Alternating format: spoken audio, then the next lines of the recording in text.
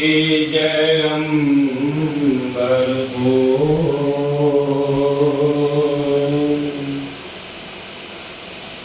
शीतल शब्द कबीर का हंसा करे क्यों। शीतल शब्द कबीर का हंसा करे क्यों।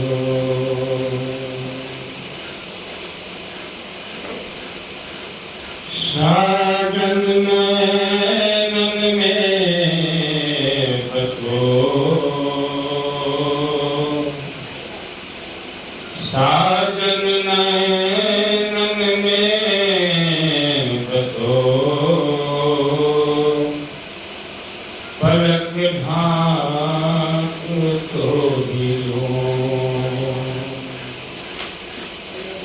पलक ढांक तो भी लो। ना मैं देखूं और को, ना मैं देखूं और को, ना कहीं देखन दूं,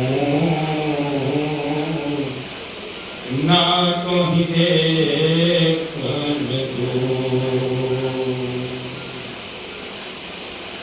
नैनन की कर कोठरी,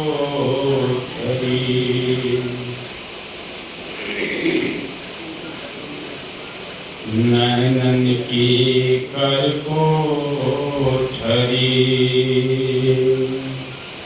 पुतली पलंग बिछा,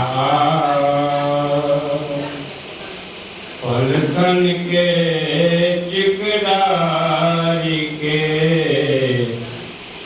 पलकन के चिकदारी के, प्रियतम दिया रिझा, प्रियतम दिया रिझा। ध्यान मूलम गुरु मूर्ति, ध्यान मूलम गुरु मूर्ति, पूजा मूलम गुरु पदम, मंत्र मूलम गुरु वाक्यम, मंत्र मूलम गुरु वाक्यम, मोक्ष मूलम गुरु कृपा,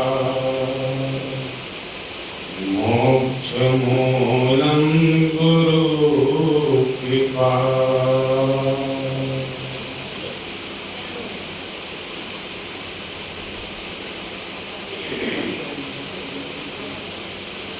हमारे जीवन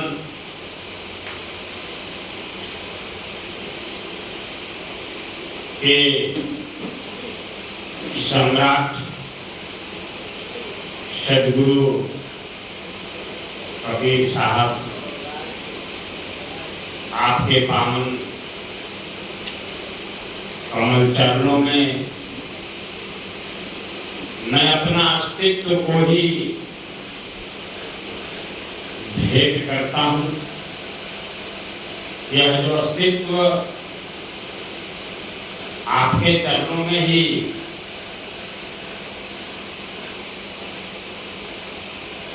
बड़ा निराले ढंग से अपने आप को पाता है, क्योंकि आपके चरण में भेंट किया हुआ प्रत्येक वस्तु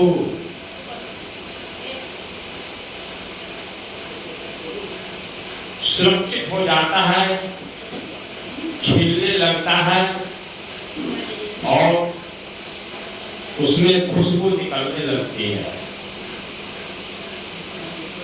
इसी तरह की भेंट इस वसुंधरा पर सभी मनुष्यों को सारे शिष्यों को अपने अपने तन को, मन को और धन को, और मैं अपनी तरफ से कहता हूँ कि अपने अपने अस्तित्व को भी सद्गुरु को ही सौंप दीजिए। सद्गुरु को भी सौंप दीजिए। तन को सौंपते हुए मैंने बहुत मनुष्यों को देखा है। शरीर को सौंप दिए गुरु को। कुछ हद तक धन भी बहुत लोग सौंप देते हैं सद्गुरु को, लेकिन बिरले लोग अपने मन को सौंप पाते हैं। तन को सौंप दिए, धन को भी सौंप दिए, लेकिन मैं कह रहा हूं बहुत बिरला, बहुत कम व्यक्ति अपनी मन को गुरु के चरणों में सौंपता है।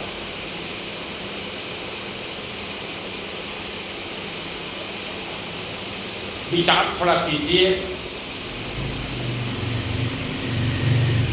बिरला शब्द आया है कि तन और धन को सद्गुरु के चरणों में सौंपने वाले की संख्या बहुत है। तन सौंपने वाले बहुत लोग हैं, उससे कम लोग हैं अपनी धन को सौंपने वाले, और बहुत ही कम हैं मन को सौंपने वाले। लेकिन चौथी जो सौंपने की बात मैंने कहा है, इस पूरी कायनात में सद्गुरु के इतिहास में, सद्गुरु का इतिहास जब से पृथ्वी पर है तब से अभी तक मैं बताता हूँ, चाहे सतयुग हो, त्रेता हो, द्वापर हो या कलयुग हो, या कि चारों युगों के अलावा और बहुत से युग हुए हैं जो हमारे सदग्रंथ नहीं बोलते, लेकिन सद्गुरु ने कहा है। सद्गुरु ने कहा है, स्पष्ट शब्दों में कहा है कि हे धर्मदास जी, 4 युग को ही संसार जानता है, नाम सहित जानता है और युगों के गुण के अनुसार जानता है, लेकिन उसके अलावा बहुत से युग हुए हैं, मैं आपको बताता हूँ। तो हम उस सारे युगों की व्याख्या तो अभी करेंगे नहीं, लेकिन 4 युगों के अलावा बहुत से और युग हुए हैं। 1 युग, 2 युग, 3 युग, 4 युग, 5 युग, 6 युग, 7 युग नहीं, बहुत युग शब्द बोल रहा हूँ, बहुत। और बहुत में से बहुत अभी हम यहाँ पर बोल दे सकते हैं नाम सहित, और उसकी गुणों की व्याख्या भी कर दूंगा, लेकिन उससे ज्यादा लाभ आपको नहीं होगा। जानकारी मिलेगी सद्गुरु के इतिहास में युगों का। तो मैं कह रहा था कि तन को सौंपने वाले बहुत कम होते हैं, और धन को सौंपने वाले उससे भी कम होते हैं, और मन को सौंपने वाले बहुत ही कम होते हैं, नहीं के बराबर होते हैं। लेकिन लाखों में तो कोई 1-2 मन को तो सौंपा है, इतिहास है पृथ्वी पर सौंपने वालों का। लेकिन जो चौथी चीज का बात कर रहा हूँ, अपने अस्तित्व को, आपका अपना क्या चीज है। आप लोग यदि बोलेंगे, चाहे हमको भी कोई पूछेगा, तो मेरा इसमें क्या है अपना, मेरा अपना शरीर नहीं है। ये शरीर प्रकृति का, प्रकृति ने मौज किया है, हमें दिया। तो इसको सौंपने से, क्योंकि मेरी है ही नहीं, तो सौंपूंगा कैसे? दूसरे के वस्तु को आप हमको सौंपेंगी? आपके पास जो है ही नहीं, उसको दूसरे की वस्तु आपके पास हो, उसको देने से कोई फायदा है? तो शरीर हमारा नहीं, शरीर प्रकृति का है, 5 तत्व का है। मन अब आ गया, मन किसका है? मन मेरे अस्तित्व का, मन जो मेरा अस्तित्व है उसकी चेतन धारा है। बहुत बड़े बड़े संत महापुरुष इस पृथ्वी पर हुए हैं, लेकिन मन को एक स्वतंत्र सत्ता बताया है। अस्तित्व को अलग कहा है और मन को अलग कहा है। हम उनकी संदेशों को काटने नहीं जा रहा हूं, लेकिन हम जो अनुभव किया है उसको मैं बता रहा हूं कि मन स्वतंत्र सत्ता नहीं है। मन आपकी अस्तित्व का मतलब आपके आत्मा से निकला हुआ एक चेतन धारा है, और जब आत्मा से निकल जाता है तब जड़ और चेतन मिश्रित हो जाता है। सिर्फ चेतन नहीं रहता या सिर्फ जड़ नहीं रहता। मैं एक किताबी बात नहीं कह रहा हूं। गंगा हिमालय के पर्वत शिलाओं को जब फोड़ के बाहर निकलती है ना, तो गंगा का अस्तित्व भारत के मैदानी भागों में स्पष्ट दिखता है। ये गंगा है, लेकिन जब तक वो पर्वत शिलाओं में है छिपी हुई, तब तक गंगा नहीं दिखती है। उसी तरह से आत्मा से मन बाहर नहीं हुआ है, तब तक मन समझ में नहीं आता। जब आत्मा से मन बाहर हो गया गंगा के जैसा, तब ये मन जड़ और चेतन मिश्रित होकर के संसार में ये बहने लगता है। तो मन भी स्वतंत्र सत्ता नहीं है, वो आत्मा का विशुद्ध अवस्था है। आत्मा का क्या अवस्था है? आत्मा और मन या तो दो स्थिति में आ गए। आत्मा शुद्ध है और मन आत्मा के जैसा शुद्ध नहीं है। आप सीधा साधा बोल सकते हैं इसमें दोष आ गया, इसमें भोग आ गया, इसमें लालसा आ गया, इसमें संसार के प्रति इसकी रुचि बढ़ गई। संसार के सुखों को प्राप्त करने की इसमें कामना नृत्य करने लगे। ऐसे स्थिति को मन बोलते हैं। तो मैं कह रहा था कि तन बहुत लोगों ने सौंपा है सदगुरु को, मन को भी बहुत लोगों ने सौंपा है, लेकिन तन से कम लोग सौंप पाया है। और धन तो बहुतों ने सौंप दिया बड़ी आसानी से। 3 सौंपने वाले का इतिहास बहुत ज्यादा है, लेकिन मन को सौंपने वाले का इतिहास बहुत कम है। और चौथा जो सौंपने की बात है, अपने आप को। हम लोग तन नहीं है, हम लोग मन नहीं है, और हम लोग धन भी नहीं। हम लोग क्या चीज है? शरीर। आपका शरीर जब अलग हो जाए, शरीर को अलग कर दे, मृत्यु के समय तो शरीर अलग होता है कि नहीं? और शरीर से कुछ वस्तु अलग नहीं होता है, तो फिर मौत कैसे हुआ? मुर्दा कैसे हम बोलने लगते हैं? अपने ही माँ के शरीर को, अपने ही पिताजी के शरीर को, अपने ही दादी के शरीर को, अपने ही दादा के शरीर को हम लोग मुर्दा कहने लगते हैं।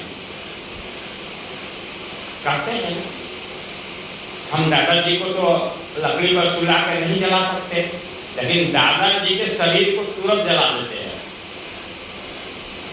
तो क्या चीज है जो शरीर से अलग हो गया? हम अब उसको दादाजी नहीं बोल रहे हैं, दादाजी के शरीर बोल रहे हैं। कितना साफ बात है। तो जो अलग हो गया वही अस्तित्व है। उसको समझाने की भाषा में आत्मा को सब लोग जानता है कि आत्मा है शरीर में, तो उसको आत्मा कहता है। आत्मा मान लीजिए, हमारे कबीर साहब ने आत्मा को भी स्वीकार नहीं किया है। बढ़िया सच पूछिए तो उन्होंने जीव कहा है, जीवात्मा कहा। आत्म स्थिति बड़ी निराली है और जीव स्थिति आत्मा से नीचे है। तो आत्मा समझ जाइए, समझने के लिए, या जीव समझ जाइए, या अस्तित्व समझ जाइए। तन मन धन के अलावा आत्मा है इस शरीर में। तो तन सौंप दिए, ये दूसरे की वस्तु है, ये आपका नहीं है, ये प्रकृति ने शरीर दिया है। धन सौंप दिए तो शरीर से कमाया हुआ धन है, वो भी आपका नहीं है, वो शरीर का। और मन को सौंप दिए, ये भी आपका नहीं है, ये आत्मा से निकला हुआ है। मन कहाँ से निकला है? आत्मा से निकला हुआ। तो ये तीनों को सौंपना जरूरी है, नहीं सौंपना है ऐसा बात नहीं है।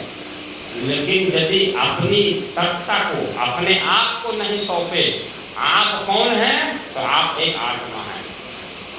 तो आप अपने को नहीं सौंपे तो सतगुरु कबीर साहब का पूरा दर्शन आपके जीवन में आपको क्या होगा?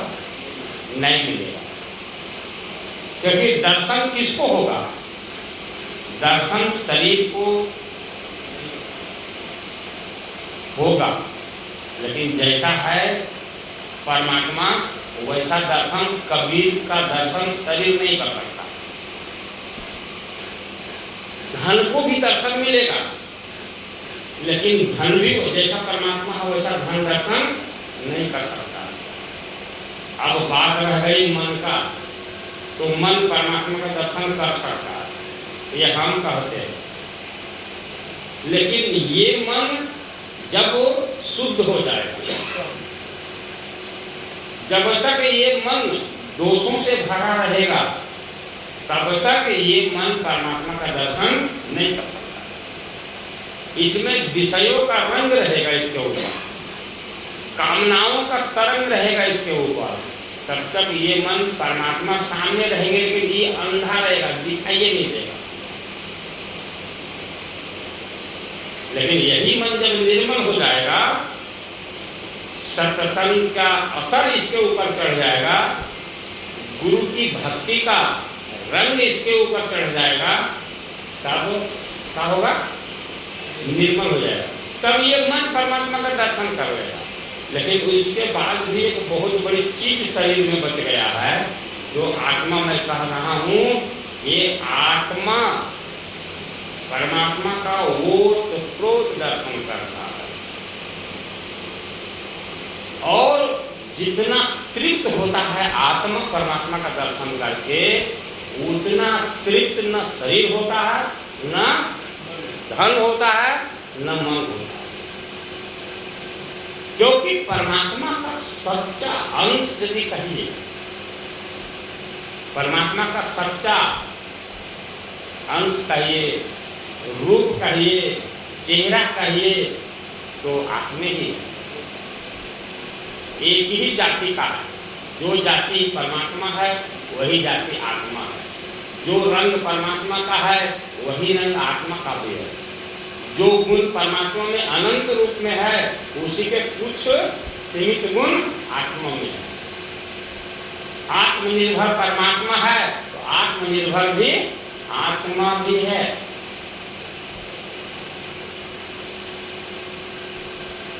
तो ये आत्मा को सौंपने वालों का इतिहास इस पृथ्वी में सदगुरु के चरणों में गिने चुने लोगों के हैं। जैसे आप जिनको अभी पृथ्वी में कहते हैं कि गुरु नानक देव, गुरु नानक देव जी सिखों की ही सिर्फ गुरु नहीं है, वो सबसे पहले उत्तम कोटि के शिष्य हैं। तो गुरु नानक देव जी ने अपनी आत्मा को गुरु के चरणों में चढ़ा दिया। क्या किया? चढ़ा दिया। मीरा ने चढ़ा दी, गरीबदास साहब ने चढ़ा दिया, धर्मदास साहब ने चढ़ा दिया, सरजू बाई ने चढ़ा दी, दादू साहब ने चढ़ा दिया, ये लोग जो संत पद पर प्रतिष्ठित है, जिनका गदियां इस देश में चला, सदगुरु कबीर साहब के ज्ञान की परंपरा में गदियां बनी, ये सारे महापुरुषों ने अपने अपने अस्तित्व को परमात्मा को सौंप दिया। ये लोग चतुर थे, ये लोग सुजान थे, अपने अपने गुरुओं के सत्संग से इन लोगों ने सीखा कि जब तक ये आत्मा परमात्मा से अलग रहेगा, है ना, तब तक आत्मा के ऊपर खतरा। कोई बता सकते हैं क्या होगा? मंडराते रहेगा हमेशा।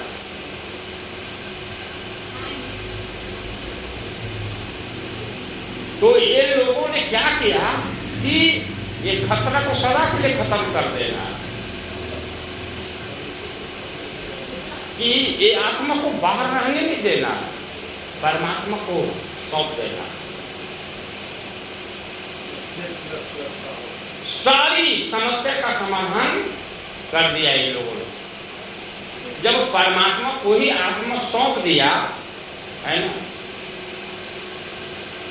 तो आत्मा के लिए सदा सदा के लिए निर्भय पद प्राप्त हो गया, ज्ञान पद प्राप्त हो गया, आनंद पय प्राप्त हो गया, विज्ञानमय स्थिति आत्मा के जीवन में आ गया। तो भक्त बहुत हुए, सदगुरु को समझने के लिए सदगुरु के नजदीक बहुत आए, लेकिन कोई तन को सौंपा, कोई धन को सौंपा, कोई दोनों को सौंपा, बिरले लोग मन को सौंप पाए। और उसमें से भी बहुत कम लोग हुए, बिरलों में से भी कुछ बिरले हुए जो अपने अस्तित्व को सौंप दिए। और अस्तित्व को सौंपने का मतलब क्या है? क्यों सौंपेंगे परमात्मा को? हम अपना रूप को, अपना अस्तित्व को, अपनी आत्मा को परमात्मा को क्यों सौंपेंगे? क्या मतलब है? अरे मेरे भाई, हमको सौंपना कोई भेद और रहस्य का उजागर नहीं करना है। यहाँ हम उदाहरण से समझाता हूँ कि बूंद अपने आप को समुद्र को दे देता है, इसका मतलब है कि बूंद समुद्र बनना चाहता है। और बूंद जब तक समुद्र में समाएगा नहीं, तब तक बूंद कभी भी समुद्र नहीं हो सकता, न समुद्र को जान सकता, न समुद्र को पहचान सकता। तो ये धर्मदास, ये नानक, ये गरीबदास, ये मीरा, ये सहजो, ये चरण सिंह, ये बहुत से संत हुए थे भारत की भूमि पर। ये लोग बढ़िया से देखे परमात्मा को भी और बढ़िया से देखे अपनी आत्मा को भी। कैसे देखे? वो ज्ञान था गुरु का, विवेक था गुरु का, आंख थी गुरु की। इससे देखा बहुत बढ़िया से कि ये दोनों में जब तक दूरी रहेगा, आत्मा और परमात्मा, परमात्मा धनवान हो जा, परमात्मा सृष्टि की सारी संपदा को प्राप्त कर ले, लेकिन परमात्मा में आत्मा जब तक समा नहीं जाएगी, तब तक इसके ऊपर जेट सुरक्षा रहे, वायु सुरक्षा रहे, है ना, खतरा से बाहर नहीं है। फिर उदाहरण देकर समझाता हूँ कि एक गिलास पानी समुद्र का ले लीजिए, समुद्र से डुबा करके, वो पानी के ऊपर खतरा मंडराएगा कि नहीं बताइए? अरे बेगूसराय की धरती पर उस गिलास को रख दीजिए पानी से भरा हुआ, तो सूख जाएगा। लेकिन समुद्र के अंदर रहेगा तो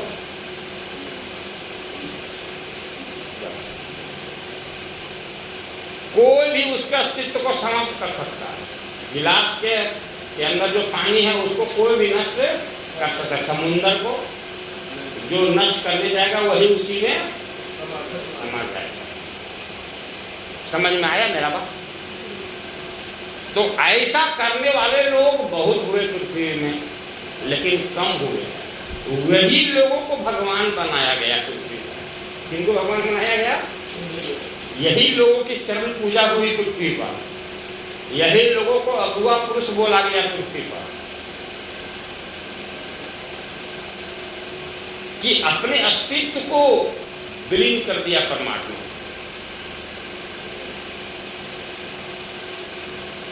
और अपने अस्तित्व को विलीन करने का मतलब है कि उसमें एक रहस्य छिपा हुआ है कि हम अपने अस्तित्व को खो दिए तो उसके जगह पर परमात्मा के अस्तित्व को पा गए। होना कुछ नहीं है, होना कुछ नहीं है, होने का अर्थ है कि पाना है। होने का अर्थ क्या है? पाना है मेरे भाई। एक कुंवारी कन्या, दूसरा उदाहरण समझाता हूं, जब अपने पति के यहाँ रहती है, अपने पिता के घर में रहती है,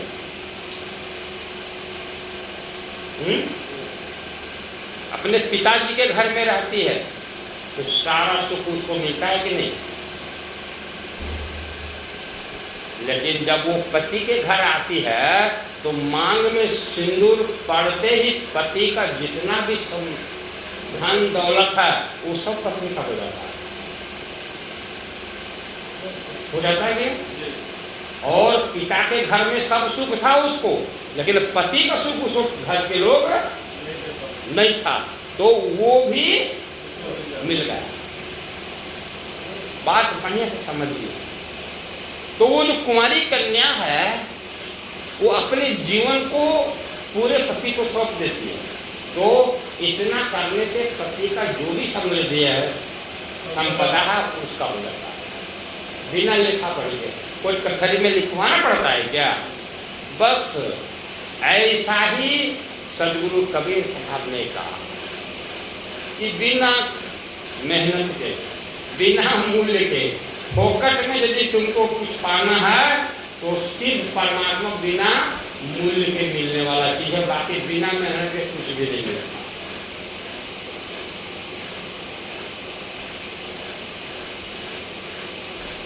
तभी तो साहब ने कहा हेरत हेरत हे सखी।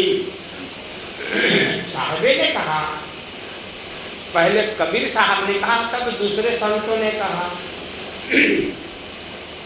हेरत हेरत हे सखी, कबीरा गया हैरान। कबीरा का मतलब क्या है? यहाँ पर जीव से तात्पर्य है।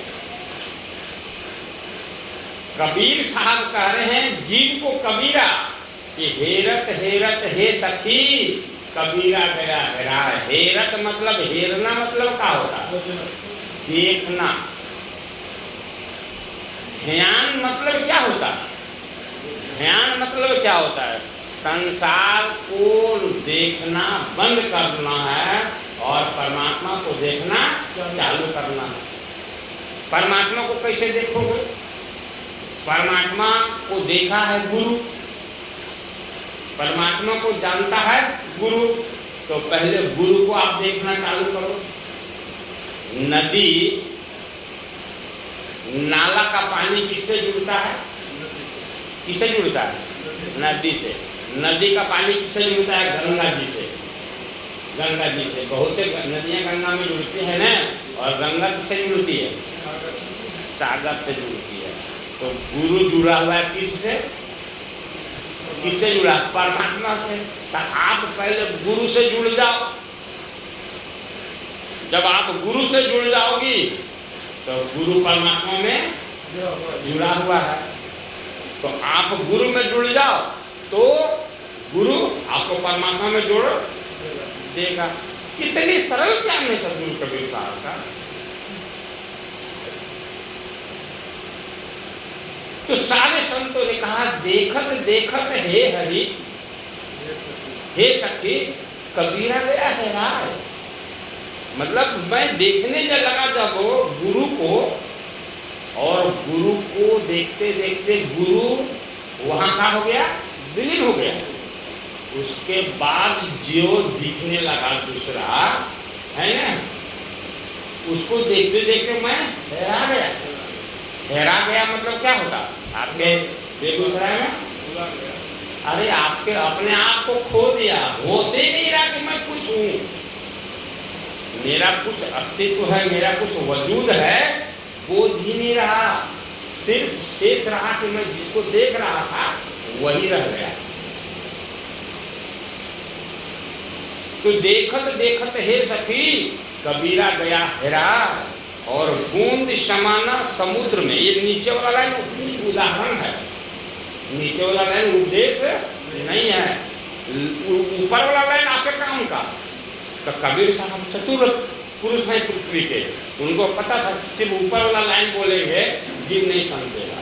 हेरत हेरत हे सखी कबीरा गया हेरा, संदेशा इतने है, लेकिन नीचे में क्या है? उदाहरण है, आपको समझा रहा कि बूंद जैसे समुद्र में प्रवेश करता है तो बूंद मिट जाता है, समुद्र रह जाता है।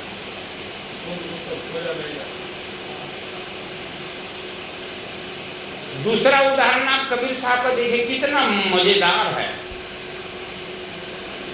लाली देखन मैं गई, लाली देखन मैं गई, मैं भी हो गई लाल। इतने नहीं कहा कबीर साहब, इतने नहीं, उदाहरण दे रहे हैं कि मेहंदी के पत्ता दिखता है हरा, लेकिन उसके कण कण में विराजमान है लाल रंग।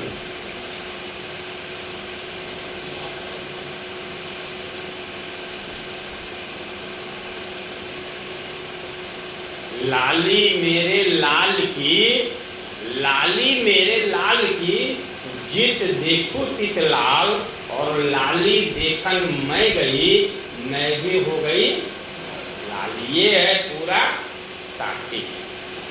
तो लाल सदगुरु ने कहा है परमात्मा के अस्तित्व को।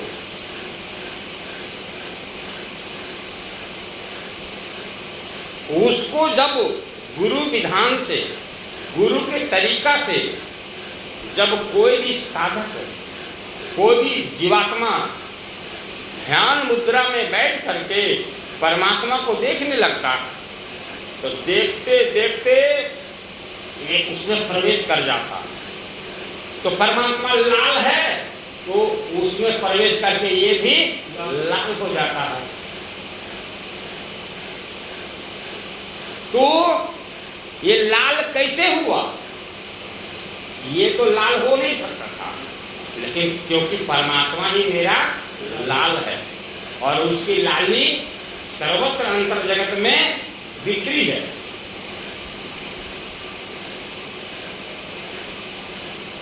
बिखरी है। तो सदगुरु ये कभी नहीं कहा इस पृथ्वी पर कि तुम मेरे जैसा नहीं हो सकते हो। ये स्वार्थी लोगों ने, अज्ञानियों ने, संसारिक व्यक्तियों ने ये कहता है कि जो अनुभव गुरु को हुआ है वो अनुभव शिष्य को नहीं हो सकता। गुरु गिफ्ट में शिष्य को दे देगा, गुरु की सेवा करते रहो। ये संदेशा कुछ बिचौलियों का हो सकता है, सदगुरु कबीर का नहीं। तो मैं बात कहां से उठाया था? उठाया था कि सौंपने का। गाने वाले बहुत गाते गाते मर गए। तन भी तेरा, मन भी तेरा, तेरा पिंड और प्राण।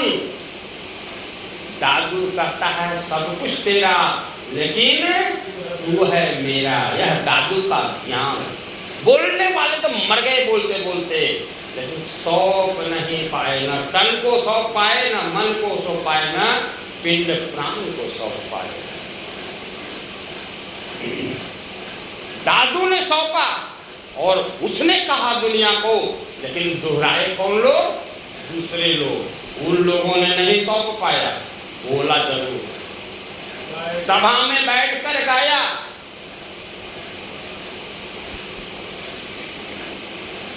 बात समझ में आ रही है मेरी? धर्मदास के पद को धर्मदास साहब के विरोधी भी गाता है। आमीन के पद को धर्मदास और आमीन के विरोधी लोग के मुखमंडल पर अनायास आ ही जाता है। लेकिन मेरे भाई, आमीन धर्मनी के पदों को गाने से सिर्फ आप जान जाओगे आमीन की भक्ति को, धर्मदास साहब की भक्ति को। वो उनका अनुभव था। सदगुरु ने कहा, स्याही रंग छुड़ा के रे दियो मजीठा रंग, ऐसा है रंगरेज सदगुरु हमारा। सदगुरु को रंग रेज कहा गया है। रंग रेज मतलब कच्चा रंग और पक्का रंग का सिर्फ ज्ञान इस संसार में है तो सदगुरुदेव को है। हम लोग हठ योगी, लय योगी, मंत्र योगी, अष्टांग योगी, विभूति योगी, प्राणों का व्यायाम करने वाले, नौली, धोती, बस्ती, कपाल बस्ती का त्राटक लगाने वाले सारे लोगों को जानता हूं कि ये लोग कच्चे रंग का भी ज्ञान बहुत बढ़िया से नहीं है। पक्का रंग कहाँ है? पक्का रंग कैसे प्राप्त होगा? इसका विवेक ये संसार के ज्ञानियों को नहीं है। तो स्याही रंग मतलब कच्चा रंग, कच्चा रंग। और मजीठा का मतलब है कि कच्चा से न्यारा अनूठा एक पक्का रंग है। वो पक्का रंग सदगुरु को पता है, उसके गुण को पता है, उसके धर्म को पता है, उसका ज्ञान को पता है कि मजीठा का रंग, वो मजीठा एक लकड़ी होता है। मजीठा एक लकड़ी है, उसको आप पानी में डाल के खौलाना चालू करो और खोलते गया उसका रंग निकल के पानी में घुलने लगेगा और पूरा रंग मजीठा के अंदर का निकल के पानी में आ जाएगा। उस पानी में एक कपड़ा को डाल दो, डाल के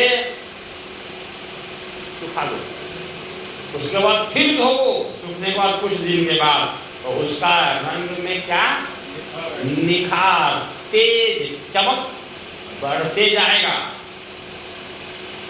बाकी संसार के जितने भी रंगों से रंगा हुआ कपड़ा है उसको धोवो तो वो उदास हो जाएगा, फिर दोबारा धोवोगे एक सप्ताह के बाद थोड़ा और उदास हो जाएगा और ऐसा होते होते एक दिन पूरा रंग खत्म हो जाएगा, फट जाएगा, बेरंग हो जाएगा, कुरंग हो जाएगा। आपको लगेगा कि कपड़ा फटा नहीं है लेकिन आप इसको पहनेंगे नहीं, साड़ी को अब इसका रंग उतर गया, चमक खत्म हो गया।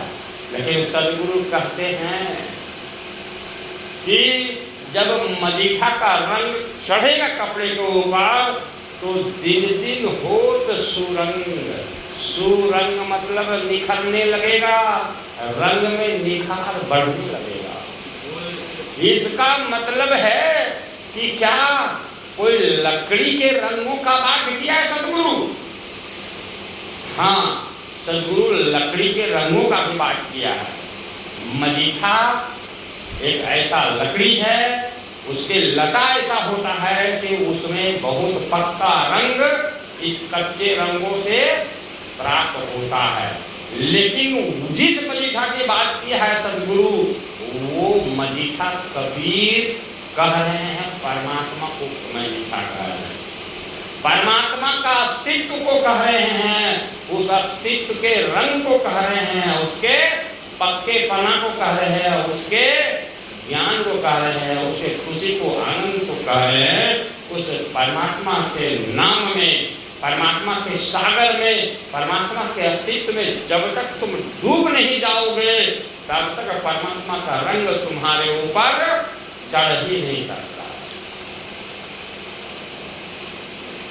कभी नहीं जान सकते हो कि समुद्र खारा होता है, नमकीन होता है, पानी, उसके पानी में नमक घुला हुआ रहता है। जाओ अभी समुद्र में डूबो, स्नान करो, बाहर आओ, पूरा शरीर चिपचिपा हो जाएगा, नमकीन हो जाएगा, कमजोर हो जाओ, पसीना सूखेगा नहीं, नमक से पूरा शरीर भर गया। सूख जाएगा तो आपके शरीर में नमक ऐसे ऐसे, हम लोग नहा के देखे। तो जब डूबते हैं समुद्र में तब ले पता चलता है कि समुद्र खारा है। तो परमात्मा में जब डूबेगी आत्मा, तब आत्मा को बोध होता है कि परमात्मा क्या चीज है। बोलने से बोलो, गुण गाओ, लेकिन समाधि में गुरु के विवेक से जाके डूब जाओ। और कोई जल्दीबाजी का चीज नहीं है। बहुत लोग बालक के बुद्धि के जैसा काम करते हैं। गुरु के शरण में आने के बाद, भेद ले लेने के बाद वो बहुत जल्दीबाजी भी करते हैं। अरे मजीठा को पानी में डाल दिया, खौलाना चालू करोगे तो तुरंत उसका रंग निखर जाता है। पानी में समय लगता है जी, और उसको जितना अधिक पकाओगे उतना रंग निखरता है।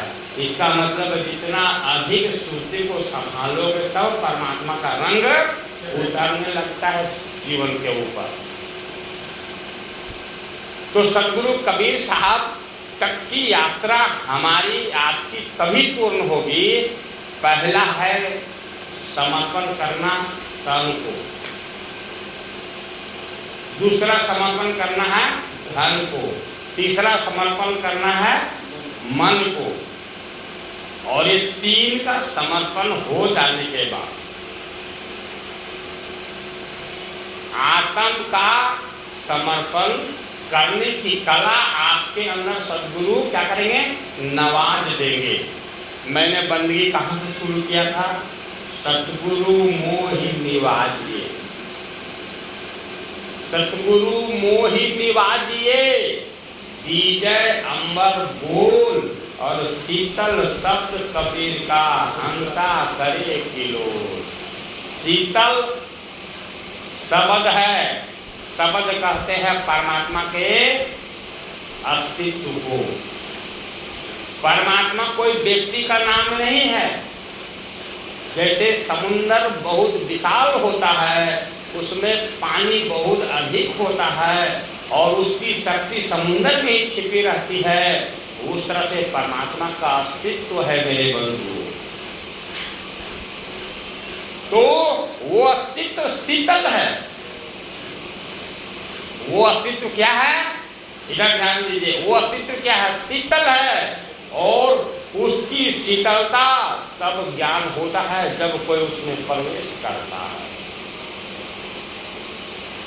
इसीलिए मैंने बंदगी किया कि हे प्रभु, हे गुरुदेव, हमें अपना अस्तित्व को प्रदान कर दो। हम तुम्हारे अस्तित्व में कैसे प्रवेश करें, वह नवाज दो। शीतल शब्द कबीर का हंसा करे किलोल। हंसा कहते हैं सुरति को, जीव को, आत्मा को।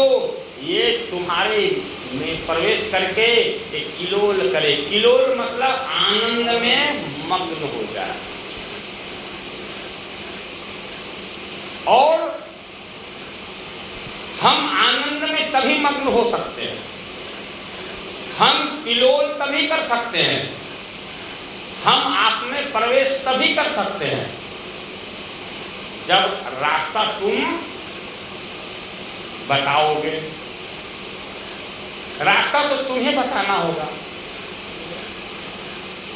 तो वो रास्ता क्या है, ये रास्ता ही तो है। क्या मैं कुछ पदों को सामने गा देता हूँ तो आपको क्या लगता है कि हमें गाने की आदत है?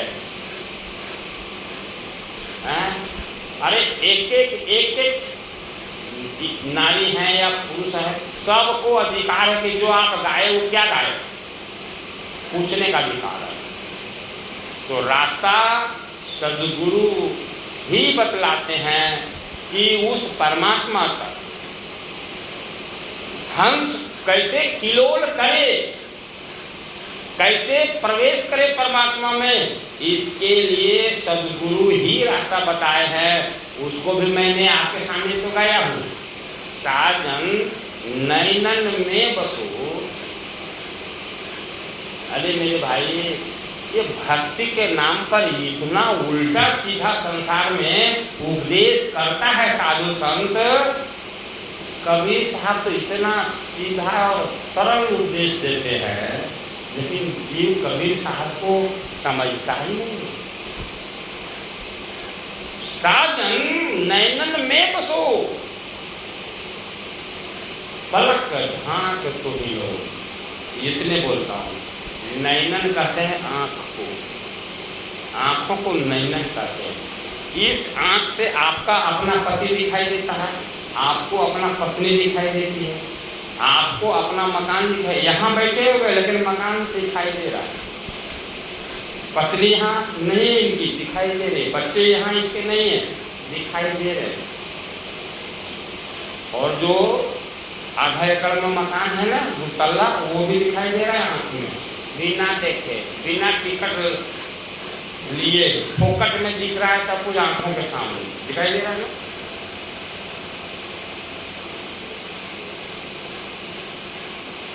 तो कबीर साहब कह रहे हैं कि बिना पैसा दिए, बिना मूल्य चुकाए सब कुछ अपने आप दिखाई दे रहा है। तुम्हारा रिश्ता नाता घर द्वार आंखों में। तो सदगुरु कह रहे हैं कि साजन नैनन में बसो। समझ में कुछ आया? हम क्या कहना चाहते हैं समझ में आ रहा है आप लोगों को? कि बिना संसार में सब कुछ संसार दिख रहा है मेरे आंखों पर, तो इसी तरह से तुम भी आंख में दिखने लगो। साजन नैनन में बसो। साजन कबीर साहब उस परमात्मा को कहा, उस समुद्र को कहा कि हे प्रभु, हे स्वामी, हे प्रियतम, तुम ही मेरे आंखों पर बैठ जाओ, तुम ही मेरे नेत्रों पर विराजमान हो जाओ। पलक ढांक तो ही लूं। क्या करूं? पलक ढांक तो ही लूं। कोई नहीं चाहती है दुनिया में, कोई भी बहन बेटी नहीं चाहती संसार में कि हमारे पति को कोई दूसरा रिझावे।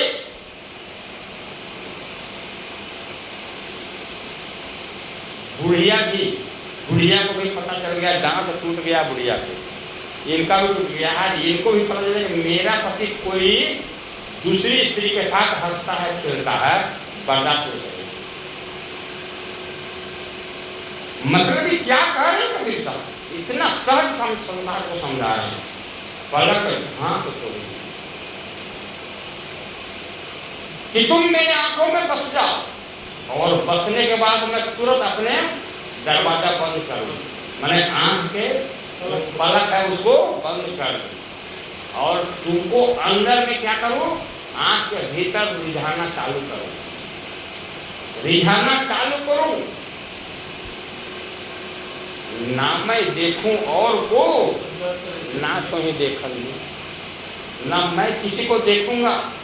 अरे कमरा बंद कर देंगे, तुम रहोगे और मैं रहूंगा, तो ना हम तुमको किसी को देखने देंगे, ना हम किसी को देखेंगे, और सर्वस्व अपना तुम पर लुटा देंगे।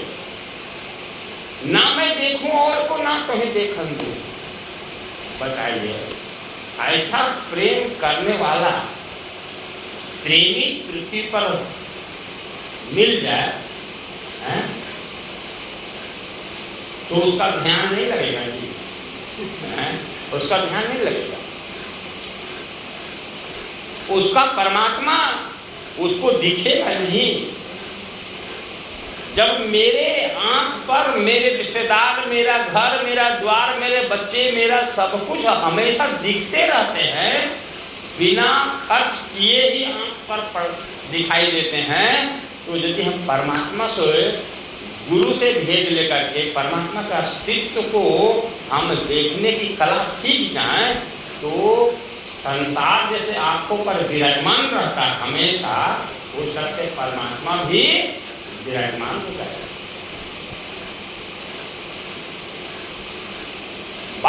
गई कि रिझाने की कला, साजन नैनन में बसो। तो सबसे पहले सदगुरु कबीर साहब कहे हैं कि अरे परमात्मा ही गुरु का रूप बनाता है, परमात्मा ही गुरु का रूप बनाता है।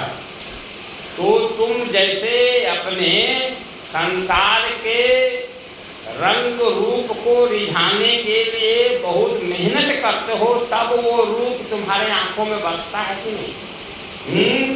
तो अरे जब पत्नी तुम्हारे जीवन में आ गई, तब ने पत्नी का शकल तुम देखा, और पत्नी तुम्हारे शकल को देखी, तब ने एक दूसरे के आंख में क्या हुआ, बसे हैं। तो जब गुरु उसी तरह से तुम्हारे जीवन में मिल गए तुमको, तो गुरु को तो देख रहे हो अपनी आंखों से, गुरु को अपने आंखों से देख रहे हो, तो गुरु को ही पहले अपने आंखों पर देखना प्रारंभ करो। आंख बंद करो, उसके बाद गुरु को याद करो, गुरु को सुमिरन करो, सुमिरो, उसको बंदगी भी करो। देखो कि गुरु तुम्हारे आंखों में दिखते हैं कि नहीं। सदाफल से भगवान ने कहा, चक्षु के चेतन कर्ण को, अरे बड़ी वैज्ञानिक लोग हैं ये लोग, संत महापुरुष। चक्षु के चेतन कर्ण को एक मिले हूँ मिला, ऊर्ध भूमि को चढ़ी सको अन्य न कवन उपाय। तो आंख में ध्यान करते समय गुरु बैठेंगे, और पहले से जो छवि बैठा हुआ है, पहले से छवि बैठा हुआ है ना, तो गुरु के आते ही जो पहले का छवि क्या होगा, क्या होगा, सरक जाएगा, आंखों से आगे निकल जाएगा, स्थान खाली हो जाएगा। गुरु आसन मारेंगे आंखों पर, और उनको रिझाना चालू करो, रिझाओ, और उसका प्रभाव जब उतरेगा तो ओठ लाल होने लगेगा, कपाल चमकने लगेगा, गाल फड़कने लगेंगे। ये ध्यान की बात कर रहा हूं, बातें होने लगेगी उस गुरु से ध्यान मुद्रा में। यदि कोई आपको गुप्त रीति से कहीं से देख रहा है, तो खिड़कियां झरोखा से, तो उसको लगेगा कि किसी से बात नहीं कर रहा, कुछ देख भी रहा, क्योंकि चेहरा पर तेज, मुखमंडल पर ओज, ओठ लाल, कपाल में चमक। तो साजन नैनन में बसो, पलक झांक तो ही लो, और ना मैं देखूं और को, ना तो ही देखन। बताइए कि परमात्मा को रिझाने का जितना सरल और सीधा उपाय सदगुरु ने बताया, किसी ग्रंथ में किसी भी महापुरुष ने इतना बढ़िया नहीं बताया। उसके आगे और सरल किया सदगुरु ने। नैनन की कर कोठरी, नैनन की कर कोठरी। अरे गुरुदेव को यदि स्वागत करना है, बिठाना है, तो आसन बनाना पड़ेगा नहीं है? तो बोले कि घर का आसन छोड़ दो, ये तो बाहर का आसन है। आँख का जो पुतली है, बीच में गोली टाइप का है, इतना बड़ा, बीच में सबका है, बोलो उसी को पलंग बनाओ, और उसी के ऊपर गुरु जी को बैठा दो। नैनन की कर कोठरी, पुतली पलंग बिछा। आंख को एक रूम बनाइए, कमरा बनाइए, कोठरी बनाइए, और बीच में जो पुतली है उसको पलंग बनाइए। पलकन के टिकडार के दिया प्रियतम रिझा। इसको कहते, क्या कहते हैं इसको? पलटन, इसकी पर्दा बना दो और प्रियतम को अंदर में रिझाना चलो। इसके पहले मैंने क्या कहा है कि परमात्मा ही गुरु का रूप, वो मेरा बात को सुनिए, परमात्मा ही गुरु का रूप बनाया है। तो आंखों पर गुरु को बैठाओ, पर्दा लगा दो और रिझाने का मतलब क्या करना, नाचना, श्रृंगार करके, अरे टुकुर टुकुर देखना, ध्यान करना है टुकुर टुकुर गुरु के अस्तित्व को। गुरु मूर्ति गति चंद्रमा, सुने हैं कि नहीं? सेवक नयन चकोर, पलक पलक निरखत रहे गुरु मूर्ति की। अरे तो साहब कहा है बांधोगढ़ में पहली बार, सदाफल तो भगवान कहा है पहली बार क्या?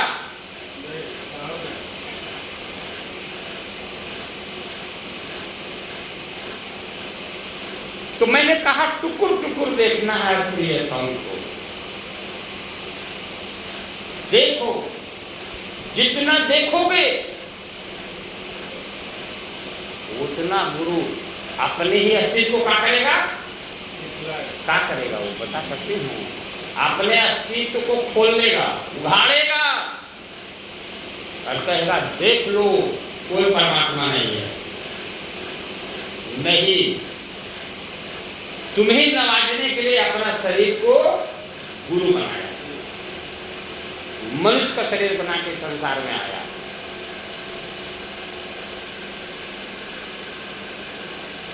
तब तो संतों ने कहा, सदाफल देव जी महाराज ने भी कहा, सार शब्द गुरु एक है, या में भेद न मान, भेद मान भव पड़े निर्भेदी निर्माण।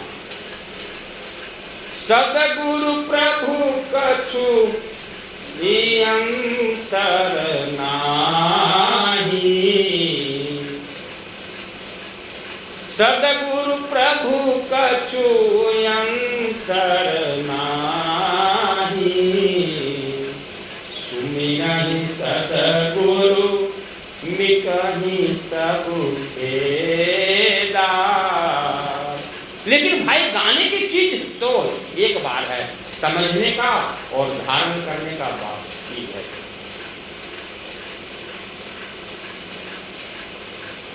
सदगुरु के अस्तित्व को आप अपने आंख से तो देख रहे हैं, मनुष्य का जो रूप उसका है उसको तो देख रहे हैं, उसी अस्तित्व को अपने आंखों में बिठाओ। जैसे संसार बैठा हुआ उस तरह से इनको भी बैठाओ। जब इनको अपने आंखों में बैठा करके इनको टुकुर टुकुर देखने लगोगे तो ये अपना शरीर को क्या करेंगे, प्रकाशित करने लगेंगे और इतना प्रकाशित कर देंगे आगे जाकर के ये शरीर क्या हो जाएगा, ओझल हो जाएगा और आंख पर क्या रहता है, सार शब्द रह जाएगा। तभी तो धर्मदास जी बोले, अरे 20 साल लगा धर्मदास जी को। जब कबीर साहब बोले तो बोले हम उनका दास हैं, जब बोले हम उसका सेवक हैं। परमात्मा ने संसार में भेजा हमको जीवों को जगाने के लिए, उपदेश करने के लिए। जब धर्मदास की साधना पूर्ण हुई और गुरु ही अपने अस्तित्व को अनंत में परिणत किया, नर रूप से अखंड मंडलाकार है, व्यापक विश्व महान, सो सदगुरु का रूप है। अनुभव में पहचान, ये अस्तित्व में गुरु ही जब आए ध्यान में, तो धर्मदास ने कहा कि पूछूं कि नहीं, बार बार योजना बनाएंगे साहब को पूछूं कि नहीं बात, तो क्या बैठ गए साहब के चरणों में। अरे उनका भाग्य नहीं, बड़ी लंबा सत्संग उनके जीवन में उनको मिला है। जितना लंबा, जितनी जीवन धर्मदास की रही है, गुरु के मथुरा में मिलने के बाद से लेकर के गुरु को कभी वो छोड़े नहीं। हम और आप महीना में एक बार दिक्कत हो रहा है ना, उसके बाद भी बहुत से बेगूसराय लोगों को गर्मी लग रहा है और उसके बाद कुछ लोगों को आने में दिक्कत है, लेकिन उनका भाग्य देखो कि जब से मथुरा में मिले 1919 ईस्वी 1520 में चरण पड़ा बांधवगढ़ में, तब से धर्मदास की अंतिम समाधि गुरु के आदेश से हुआ।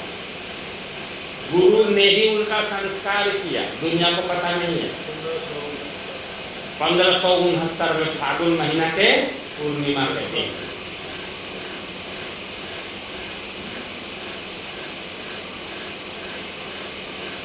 जैनुन लगन पृथ्वी तत्व में उपस्थित था।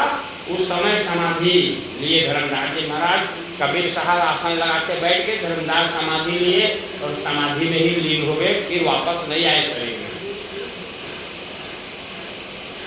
तो विचार करते थे कि गुरु जी को पूछूं कि नहीं पूछूं, तो क्या पूछना था कि धर्मदास ने जब अंतिम समाधि की पूरी संपन्नता मिल गई दर्शन, तब उन्होंने देखा कि गुरु ही परमात्मा है, गुरु के अलावा कोई परमात्मा नहीं। और गुरु बार बार कह रहे हैं कि हम उसका क्या सेवक हैं, दास हैं। बोले कि हमको तो कुछ अंतर नहीं दिखाई दे रहा है। गुरु ही अपने आप को दिखाता है, अपने अस्तित्व को दिखाता है, और गुरु ही उस अस्तित्व को हल्का करके मनुष्य का शरीर धारण कर लेता है। गुरु के अलावा कोई है ही नहीं। यदि परमात्मा का दो नाम पूछा जाता है, एक गुरु और एक परमात्मा, ये हो सकता है। वस्तु तो एक ही है। तो हिम्मत करके एक दिन पूछे कि साहब एक चीज हमको बताओ कि क्या तुम्हारे अलावा भी कोई है क्या? तुम जिसके बारे में बार बार बोलते हो कोई है क्या, कि तेरा ही ये दोनों रूप है?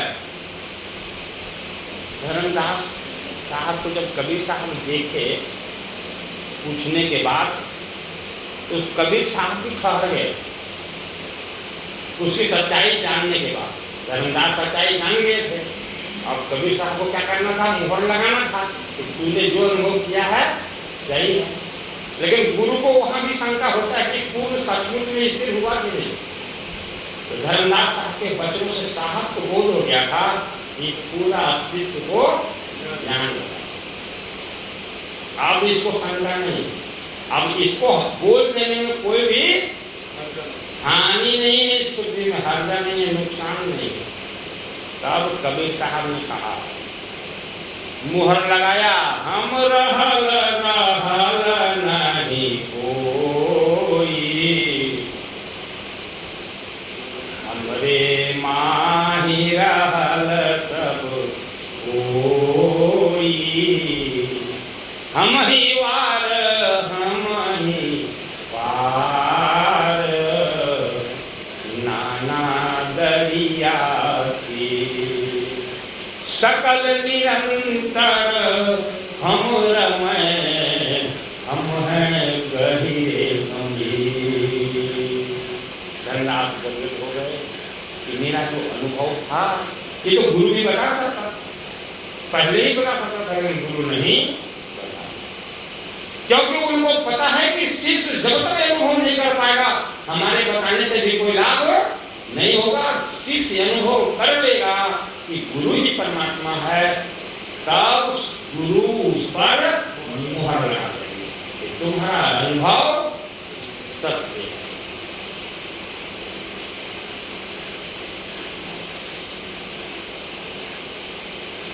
गुरु को कुछ और समझे शिष्य और परमात्मा को और कुछ समझे, वो जीव कभी भी